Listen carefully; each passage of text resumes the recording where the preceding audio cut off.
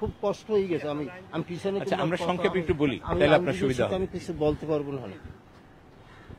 1971 সালের যুদ্ধে বিশাবালী হত্যাকাণ্ডকে নিয়ে এখানে যে মামলা হয়েছিল, সেই বিশাবালী হত্যাকাণ্ডে আল্লামা দেলোয়ার হোসেন সাঈদীকে অভিযুক্ত করে এই ট্রাইব্যুনালে মামলা হয়েছিল।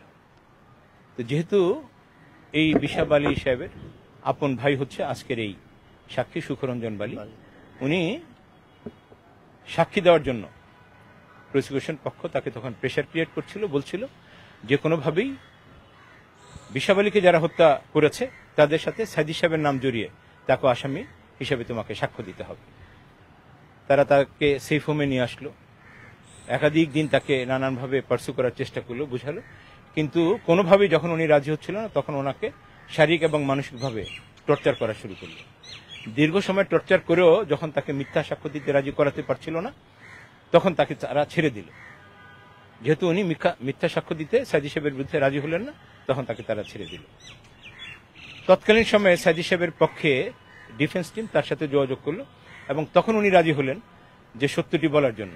এখানে একটি কথা আপনাদেরকে স্মরণ করিয়ে দিই, উনি কিন্তু বারবার বলেছেন যে তার ভাই বিশাবালীকে যে বা যারা হত্যা করেছে, যেদিন হত্যা করেছে, যে মুহূর্তে হত্যা করেছে, উনি এবং ওনার মা সেটা দেখেছেন। কারা কি করেছে আমরা দুজনে দেখেছি, এটা উনি বলেছেন।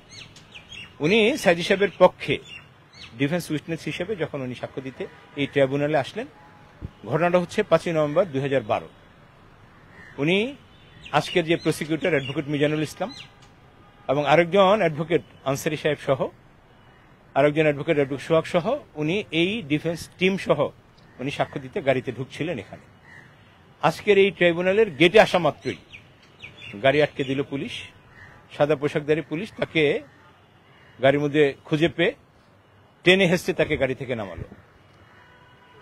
এই প্রসিকিউশন টিমের সামনে থেকে তাকে টেনে হেসতে নামালো, ডিফেন্স টিমের সামনে থেকে নামিয়ে তাকে বেধড়ক মারধর করে এরপরে একটি সাদা গাড়িতে তুলে তার চোখ বন্ধ করে তাকে নিয়ে গেল অদৃশ্য জায়গায়।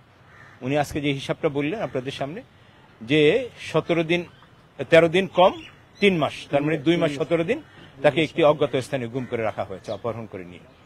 দীর্ঘ সময় তিনি গুম ছিলেন।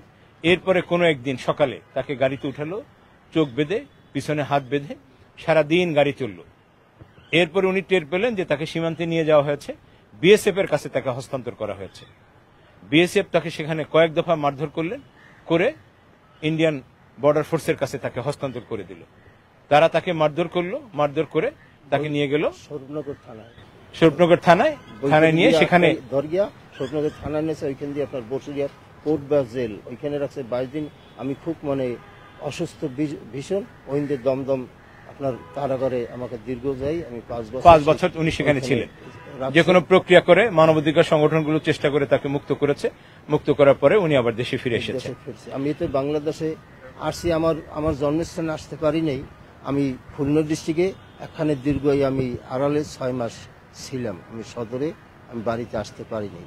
এইটা যখন একটু যে ওই আসতে যাইতে লোকে বলছে ঠিক আছে তুমি ওই দেড়ে বাড়িতে যাও বা কিছু, আমি আড়ালে আড়ালে চলছি। ওই রকম চলতে চলতে আমি দীর্ঘ যাই রয়েছি।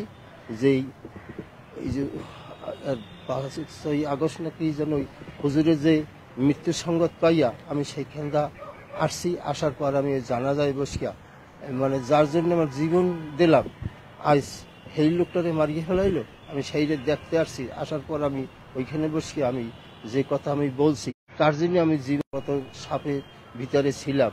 সে একজন ভালো মানুষ, সেটাই আজ এই অবস্থা। তার শেষ দেখা দেখতে আসি, এই দেখতে আসি আমি বহুত আমি মিডিয়ার সাথে আমি কথা বলছি এই ফাউন্ডেশনের সামনে বসিয়া। আমি সেই পরে হইতে আর আমি দীর্ঘ আমি এখন আসলাম, সেই আশা আসছি, এখন আসছি সে এখন দুনিয়ায় নাই। এই আমি খুব কষ্ট, আমার মনে কষ্টই আমার ওই যাইতেছে। এখন চাই যারাই এই আমার ফ্যামিলি বা হুজুরের যারা মাসে সত্য, আমি বিচার চাই। এখানে দুটো প্রেয়ার, এই সাক্ষীকে বলার জন্য, সাক্ষী দেওয়ার জন্য, আর আমি নিরাপদ, যে দীর্ঘ সময় যে গুম করে রাখা হলো, অপহরণ করা হলো, নিরাপদ আমরা এর বিচার যেমন চাই তেমনি দিয়ে আসছে আউগিয়ে ভারতের কাছে। তখন তাগো কাছে যা বলছে সেইটাই তারা সেইভাবে তারা আমাকে নির্যাতন। ভারতের কোনো দোষ নাই।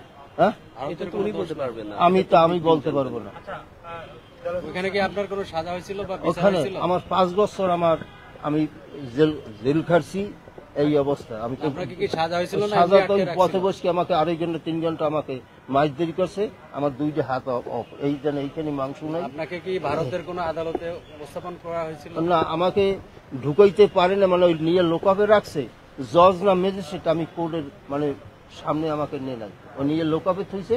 আমি নিঃসঙ্গে আমি 45 কোট আপনি বসিয়ারে আমি আসছি, ওই দমদম দিয়ে 45 কোট 14 দিনের মাথায় কোর্ট 45 কোট আমার আসতে হয়েছে। জজ না ম্যাজিস্ট্রেট তার সামনে রূপসিয়ার আমার দেখায় না। আপনি আজকে তাহলে আমি ভিসের